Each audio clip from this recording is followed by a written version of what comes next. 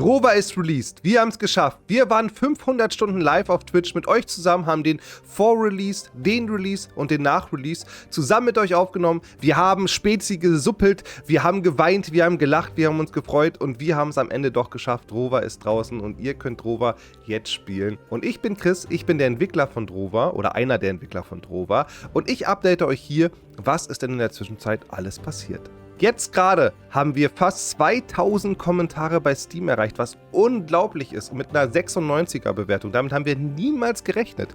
Wir wussten, dass wir ein gutes Projekt haben, was wir mögen, was uns Spaß macht, worauf wir auch stolz sind. Aber wie kommt das Projekt an? Wie findest du das Projekt? Dementsprechend können wir sagen, dass der Release auf jeden Fall besser lief, als wir jemals erträumt hätten.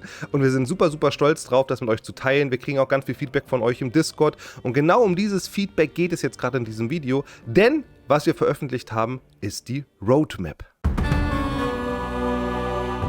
Die Roadmap, die du hier siehst, haben wir entwickelt von eurem Feedback. Wir haben uns zusammengesetzt, wir haben das gesamte Feedback auf Discord, Steam oder auch persönliche Nachricht quasi gesammelt und haben dann geguckt, was ist realistisch, was passt zu Drover und was können wir überhaupt einbauen. Deswegen wird nicht jedes Feedback drin sein, was ihr euch gewünscht habt. Wir haben aber probiert, bestmöglich auf alles einzugehen und haben das in 3 große Patches kategorisiert. Das ist halt einmal der Feedback-Patch, das ist einmal der Insane-Patch und einmal so Flash Rises-Patch, der noch ein bisschen mysteriös aufgebaut ist. Und diese 3 Patches werden im Laufe des nächsten Jahres rauskommen, sprich dieses Jahr im November, dieses Jahr im Dezember und im März. Und wir starten einfach mal mit dem Feedback-Patch. Der Feedback-Patch wird quasi eher aus vielen kleinen Sachen bestehen, die Community, sprich die du oder ihr euch gewünscht habt. Vor allem fangen wir damit an mit dem Hauptthema, das ist Fast Travel. Dort muss man quasi eine kleine Questreihe machen und kann dann Fast Travel freischalten. Oder man kann seine Lernpunkte verlernen. Oder Keybinding funktioniert, das heißt, ihr könnt auch eure Maus rebinden, das wurde sich ganz oft gewünscht. Und dann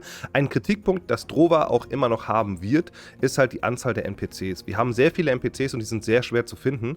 Deswegen haben wir uns ein kleines Feature überlegt, wie ihr leichter NPCs finden könnt. Das ist quasi im Journal ein Reiter, sage ich mal, den man da hat und dort kann man draufklicken und dort hat man eine Übersicht von allen NPCs, die ihr schon entdeckt habt. Das heißt, es sind noch welche noch unbekannt und dort könnt ihr quasi nachlesen, wo ist dieser NPC eigentlich. Zum Beispiel, ich suche Delani, okay, ich gucke da mal rein, sie ist bei George Farm und dann wisst ihr, dass ihr dorthin gehen müsst. Natürlich müsst ihr sie dort dann auch selber finden. Aber sie sind, das hilft euch, glaube ich, auch schon ein bisschen, dass man sich orientieren kann. Dann haben wir noch relativ viel Kleinzeug eingebaut. Ich kann nicht alles davon nennen, dann passt der Space nicht rein, dann müsst ihr euch ein bisschen überraschen lassen. Und das ist quasi die Slingshot wollen wir einbauen, dass es ein Legendary davon gibt und wir wollen auch eine Karte einbauen, dass man unter dem Ruinenlager ein bisschen sich besser orientieren kann. Wenn du dazu Feedback hast, kannst du es gerne in den Kommentaren schreiben oder bei uns auf dem Discord, was du dir noch wünschst, was du noch besser finden würdest. Noch können wir was ändern, noch können wir was machen, deswegen schreib es einfach rein. Der Patch, der im Dezember rauskommen wird, wird der Insane-Patch sein. Natürlich pünktlich zu Weihnachten sitzt ihr alleine dort und wollt Drover richtig schwer durchspielen, dann ist der Insane-Patch genau das Richtige für dich. Denn dort ist der Schwierigkeitsgrad deutlich höher, sprich die Gegner machen mehr Schaden, sind aber nicht tankiger. Aber im Endeffekt könnt ihr jetzt alles selber einstellen und alle Gegner haben auch ein zusätzliches Move-Pattern oder viele Gegner bei uns in der Welt. Und es gibt noch kleine Geheimnisse mehr zu entdecken, sage ich mal, in Drover, die durch den Schwierigkeitsgrad zumindest gekommen sind oder die wir da einbauen. Deswegen, das könnte was für dich sein, wenn Drover für dich zu einfach war und du eine neue Herausforderung suchst, ist der Insane Patch perfekt für dich. Und im Anschluss, dann im März, gibt es dann diese Flash Rises Patch und dazu möchte ich noch nichts sagen, aber ihr seht, Freunde, 3 Monate Zeit, da kommt was Großes oder was Verstecktes auf euch zu. Das war's, liebe Leute. Das werden wir machen. Das haben wir gemacht und wir freuen uns super auf den Feedback-Patch. Wir arbeiten dran. Wir haben richtig Bock, noch mit euch zu schnacken. Deswegen komm auf den Discord, schreib hier in den Kommentaren, was du für Wünsche, was dir an Drover fehlt, was du an Drover cool findest. Wir freuen uns über jegliche Art von Feedback. Wir lesen alles durch und damit verabschiede ich mich und wir sehen uns nächsten Monat wieder, wenn der Feedback-Patch online ist und ich freue mich sehr drauf. Damit bin ich raus. Euer Chris.